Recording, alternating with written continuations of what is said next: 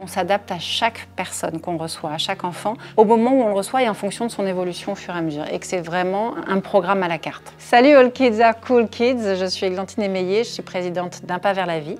C'est une association que nous avons créée il y a environ 15 ans maintenant pour venir en aide aux familles touchées par l'autisme. Nous créons des espaces épanouis, c'est ainsi qu'on appelle nos petites écoles dans lesquelles nous accueillons toute la journée des jeunes autistes. Et nous communiquons aussi beaucoup pour sensibiliser la population en général à ce que c'est que l'autisme et pour mieux prendre en considération l'autisme au travail, dans la vie en général. On accueille des enfants qui parfois ont des prises en charge à l'extérieur, ils vont parfois à l'école quelques heures par semaine. On les met avec des éducatrices qui les prennent en charge individuellement. Il y a des enfants avec qui on va simplement devoir mettre en place un programme d'apprentissage de la communication, lui donner des moyens de communication, apprendre la propreté.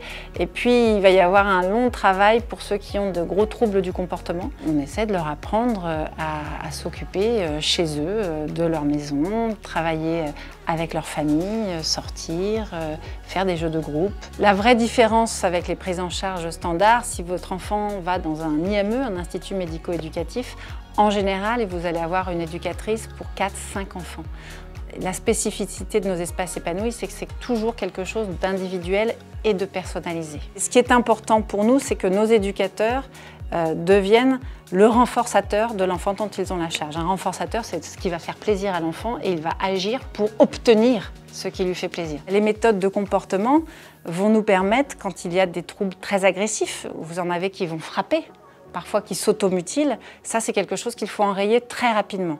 Et là on a besoin de méthodes précises pour comprendre quelle est la raison, qu'est-ce qui s'est passé à ce moment-là dans son environnement et donc comment nous on va agir, nous, et comment lui, on va lui proposer autre chose. On a des enfants, ils ont des troubles du comportement, ils ont des troubles cognitifs souvent. La mixité du handicap, elle a un intérêt majeur déjà pour les éducateurs, parce qu'imaginez ce que ça peut être de passer 8 heures par jour, 5 jours par semaine avec un enfant par exemple qui crie et qui se frappe. Intellectuellement, nerveusement, c'est bien de varier les choses quand même. Les parents, c'est important de ne pas les laisser de côté. Dans nos espaces épanouis, les parents viennent parfois avec leur éducatrice, qu'ils avaient déjà à la maison, mais c'est un peu sclérosant. Et quand ils n'en ont pas, on leur en trouve une. Et ils échangent en permanence en fait. Ils participent à l'élaboration du programme de leur enfant.